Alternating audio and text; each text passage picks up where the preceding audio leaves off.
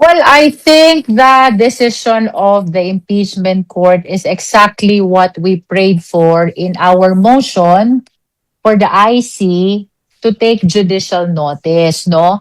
At tamang-tama naman ito sapagkat ito'y maliwanag sa Rule 129, Section 1, mandatory judicial notice sapagkat itong mga hearings, transcript of stenographic notes at videos ng pagdinig ng Committee on Good Government at ng Committee on Justice are considered as official acts of the House of Representatives. Therefore, hindi na kailangang mag-present pa ng evidence upang patunayan na talagang nagkaroon ng pagdinig, na itong mga pagdinig na ito ay na-document sa pamamagitan ng mga TSN or transcript of stenographic notes. At ito'y na-document din sa pamamagitan ng recordings ng audio and visual nitong mga pagdinig na ito, no?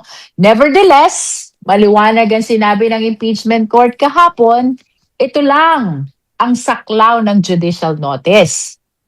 Upang patunayan ang katotohanan ng nilalaman ng TSN at ganun din ang mga video, that will be a different matter. Ang saklaw lang ng judicial notice is the fact na nagkaroon ng hearing, na ang mga hearing ay na-document sa TSN, ganun din sa mga video recordings ng mga pagdinig na ito. Ang tinutukoy natin, pagdinig ng Committee on Good Government and Public Accountability, 2024 pa yan, 19th Congress, at ganun din ang naging pagdinig ng Committee on Justice nitong nagdaang mga buwan bago na-transmit itong articles of impeachment sa Senado na ngayon ay nililitis.